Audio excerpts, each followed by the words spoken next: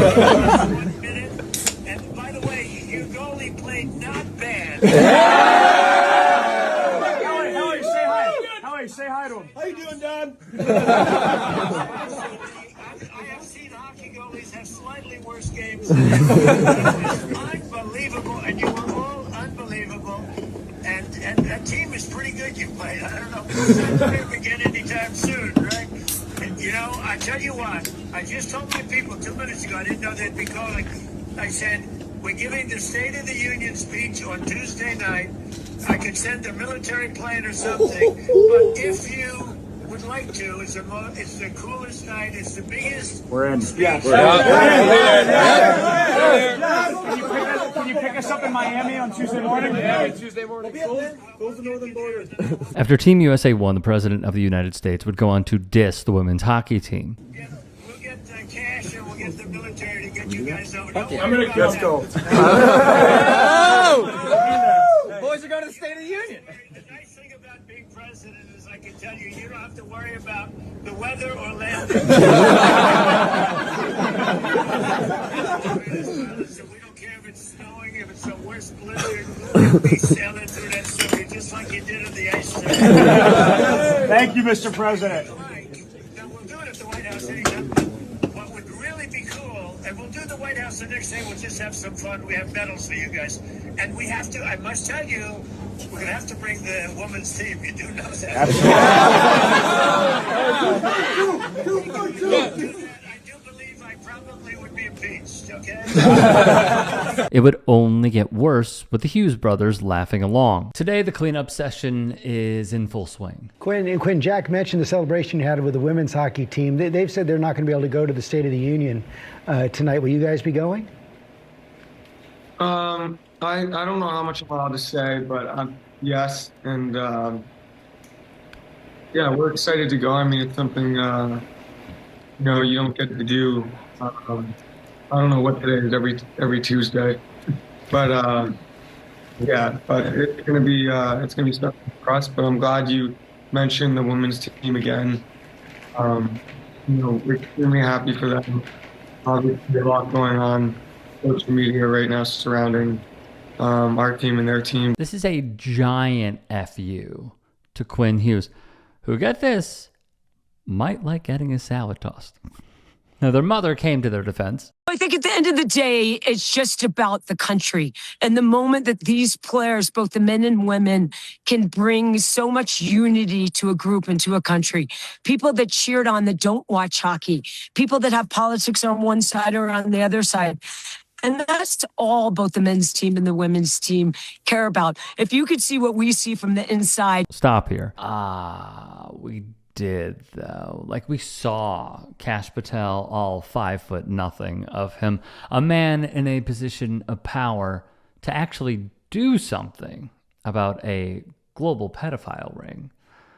And instead, he sat on his hands and literally kicked his feet up. And he has slammed beers like he played for the team. And in that call, we saw the deep-seated misogyny in not just the president, but the players and even some coaches in their reaction. And we even heard Brady Tkachuk say, close the northern border. He is the captain of the Senators in Ottawa. He plays north of the border. So, I mean, we actually saw inside, and it is disgusting. It's telling women everywhere that your excellence is conditional, that your success is smaller, that it's only important if a man deems it to be so. I'm sure you've seen that clip of Team USA and Trump making light of the fact that the women's hockey team was also invited to the White House. And this is not about party lines. It's not a partisan issue. It's about the message it's sending. When a woman wears USA across her chest to represent this country, it means just as much as a man doing it. It's the same 5 a.m. practices, the same sacrifices that they're making, the same pressure that they're under to perform at the highest level. And guess what? The jersey doesn't recognize your gender. And when that achievement becomes a joke, that sends a message. Because young women are watching, and now I'm thinking about my daughters. What are they learning in that moment? That even if you're the best of the best, you've reached the highest level of competition, your successes and your accomplishments, they still come with an asterisk. It's telling women everywhere that your excellence is conditional, that your success is smaller, that it's only important if a man deems it to be so. This is not just about hockey. This is about young women believing that they're only allowed to be a certain amount of successful, that their accomplishments can only get so far, but they will never outweigh that of their male counterparts. If our culture shrugs at women winning on the world stage, that trickles down everywhere. As the father of 2 daughters, I'm not okay with that, and you shouldn't be okay with this either. One hockey podcast meeting the moment. Someone's got to say Kash Patel can't come in. When you bring the literal FBI director who is viewed widely, globally, as a like MAGA puppet, then we have to talk about that guy's there, and then it becomes political. This Kash Patel thing, man. That was avoidable. Definitely. He's not a background character in the scene. He is a main character in the celebration of Team USA moments after they won their first fucking gold medal in 46 years. My only real reaction to all of this is like, Kash Patel, you're a nerd. Like, that guy you're not cool. I have such, especially when I was a kid, like such a reverence for athletes. These guys are cool to me. And you're hanging out with losers. Like, and I feel like nobody wants sports to be detached from politics as much as athletes do. And whenever they're asked about politics, they give like these nothing burger answers most of the time just so that they can like stay away from it.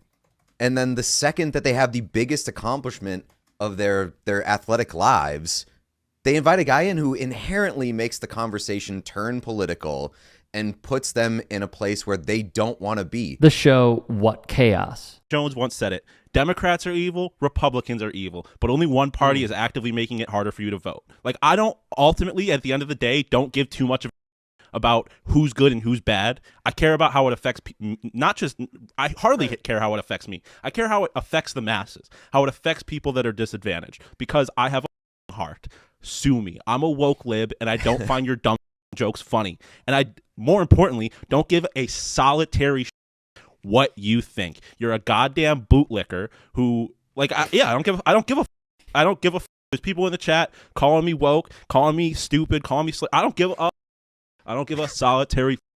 I think at the end of the day, people that disagree with me on this stuff are dumb. You're a stupid person. I think you're stupid. You could think I'm stupid, but I don't give a about your opinion. And the fact that you're in this chat or on Twitter saying that I'm stupid means that you clearly give about mine. I wouldn't watch your goddamn podcast, and you're here watching ours. So go f yourself. Yeah, Sean. The women, meanwhile, are having their say. They declined the invitation, or whatever invitation they received to the State of the Union. No shock there. They did, however, get a different invitation from one half of Public Enemy, Flavor Flav. Meanwhile, you know who's been really silent? Riley Gaines, the Protect Women's Sports person and the Protect Women's Sports crowd, and we must protect the sanctity of women's sports.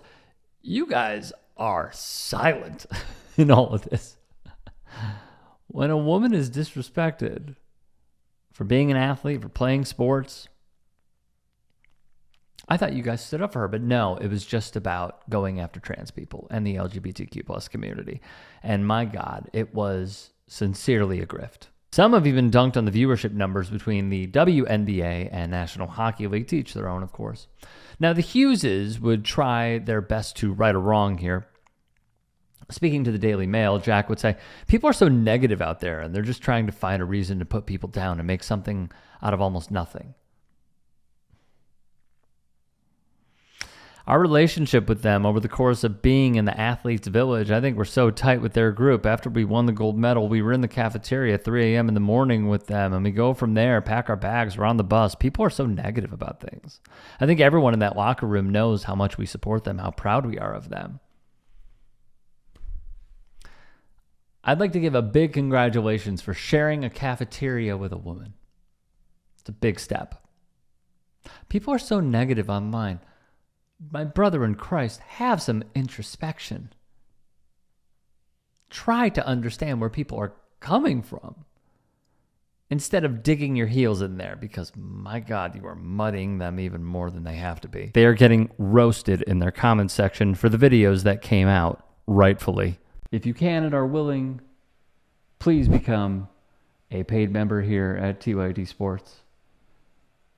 And or go to tyt.com/join. In addition, you can follow me on Twitter, Instagram, and TikTok. Appreciate it. Have a great day.